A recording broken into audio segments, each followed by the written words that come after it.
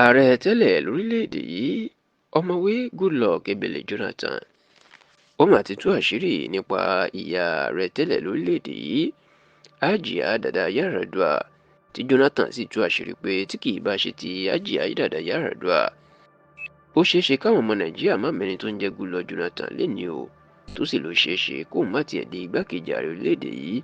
débi pé òun yóò dé ipò ààrẹ orílẹ̀‐èdè yìí káàfàtà. Ẹ rántí pé inú ọ̀sẹ̀ tó kọjá ní ìyá ààrẹ tẹ́lẹ̀ olóògbé Umar Musa Yar'Adua ìyẹn Hajiya Dada Yar'Adua ló máa jáde láyé ní ìpínlẹ̀ Katsina lẹ́ni ọdún 102 years tó sì jẹ́ pé látòrí ààrẹ Bọ́lá Ahmed Tinubu lórí gbogbo àwọn alágbára Nàìjíríà iná ń fọ̀rọ̀ bánikẹ́dùn ránṣẹ́ sí àwọn ẹbí Yar'Adua tó sì jẹ́ pé ọ̀pọ̀ àwọn alágbára ló ti ṣàbẹ̀wò sí ilé wọn ní Katsina láti bá wọn kẹ́dùn. Ṣùgbọ́n lọ́jọ́ ọ̀sẹ̀ tó kọjá yìí ó ní Jonathan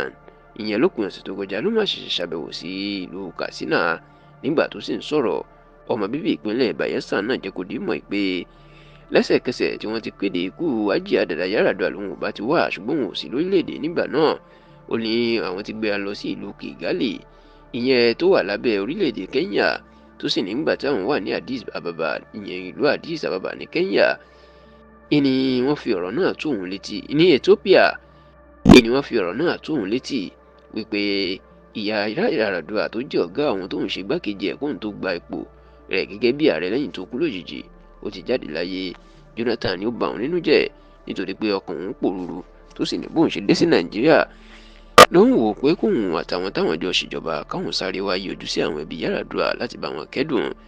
Jonathan wá tú àṣírí pé ní tọ́pọ̀ èèyàn mọ̀ ni pé tí Yar'Adua tó fi mú òun ní igbákejì tí òun sì tún fi di ààrẹ Nàìjíríà ó ní ipa tí Hajiya Dada Yar'Adua ìyún ìyá Yar'Adua tó kó lórí ẹ̀ ó ní kì í ṣe kékeré ó ní tí kì í bá ṣe pé ìyá Yar'Adua ó kó àwọn apá ẹ̀ òun ò bá má tiẹ̀ di olóṣèlú débi pé òun yóò dé ipò ààrẹ orílẹ̀-èdè Nàìjíríà. Ó wá jẹ́ kó di mọ̀ ọ́ ìpè ìyá dáadáa ní Hajiya Dada Yar'Adua àti pé gbogbo ẹnu lòun náà fi lè sọ pé ìyá òun ìní obìnrin náà jẹ́.